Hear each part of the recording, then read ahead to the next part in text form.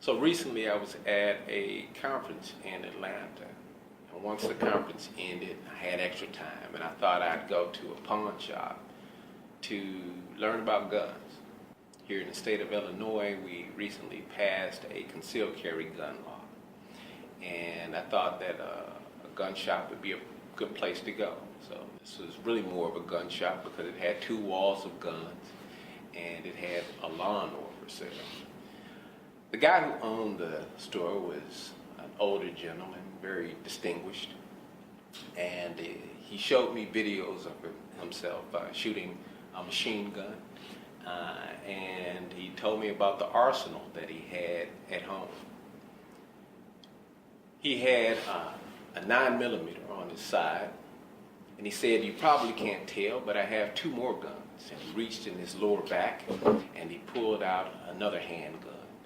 And then he reached in his front pocket, he pulled out a small Derringer, and he said, "This is in case all else fails."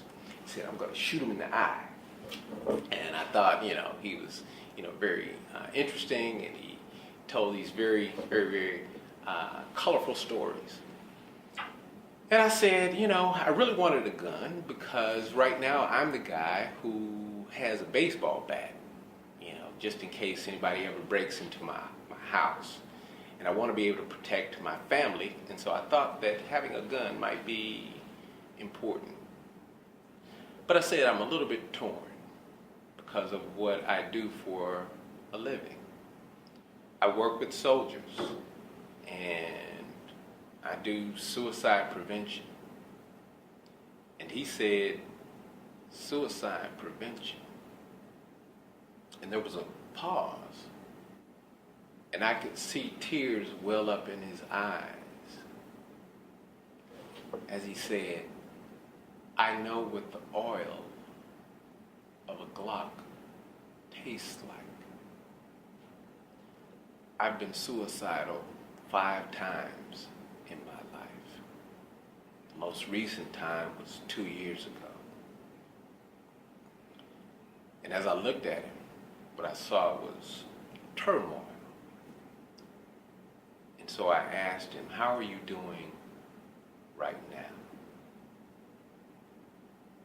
And the tears began to flow down his face in the middle of a pawn shop, full of customers. And he said, "I'm about the same." And so we spent the next hour and a half talking about reasons for him to stay alive. Most of you probably know that we celebrate Cinco de Mayo and Memorial Day during the month of May. But many of you may not know that May is also Mental Health Awareness Month. I'm Dr. Richard Doss, a licensed clinical psychologist and the Suicide Prevention Program Manager for the 416th Theater Engineer Command.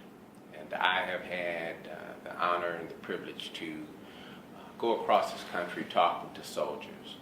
And what I found is that soldiers are strong, brave, and courageous. Soldiers do a great job of taking care of our country and taking care of the Army Reserve's missions. They even do a great job of taking care of their bodies. When I think about physical fitness, I think about soldiers and push-ups, and I think about soldiers and sit-ups, and I think about soldiers running.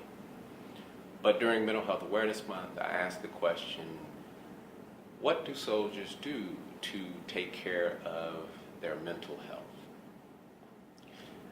We're all on the same continuum between mental illness and mental health. On any given day, our position on that continuum may shift. But because we're soldiers, because we wear a uniform, doesn't mean that we're immune from the stressors of life. When we think about suicides in the Army Reserve, in 2013, we had 57 deaths by suicide. 9 of those deaths were within our command. I'm happy to say that as of the 15th of May 2014, we have 0 deaths due to suicide.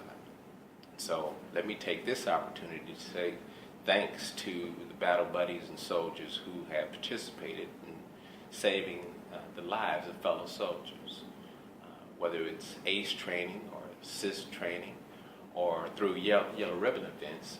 What we found is soldiers are stepping up to the plate and trying to be of assistance to soldiers in need. A part of the training that sometimes we get as soldiers is that we are invincible, that we have to be strong, that we have to suck it up, man up, drive on, and drink water. And so sometimes the question that I'll ask soldiers is, are you a soldier first, or are you human first? And so sometimes the answer to that is a little bit delayed, but I try to encourage soldiers to remember that we're all humans and that we all can be affected and impacted by trauma. Whereas most people might think that PTSD is the number one challenge or stressor that soldiers have, the number one stressor that most soldiers have as it relates to suicide and other mental health issues is actually relationship problems. The number 2 is financial problems. Number 3 is legal problems. And then 4th is behavioral health problems like depression and PTSD. It's important during Mental Health Awareness Month to remember that you have to talk to somebody. Even if you don't feel comfortable talking to your chain of command, talk to somebody. Talk to your chaplain. Talk to a psychologist. Talk to a counselor. Talk to a therapist. It might even be your battle buddy. But at the end of the day, I want you to talk to somebody. Mental Health Awareness Month is an opportunity for you to think about your behavioral, emotional, and mental health. It's important for you to think about your well-being. There is no health without mental health. My name is Dr. Richard Doss. I'm a licensed clinical psychologist, and I am your Suicide Prevention Program Manager for the 416th Theater Engineer Command. Thank you for your time. Have a wonderful month. Be healthy. Be mentally healthy.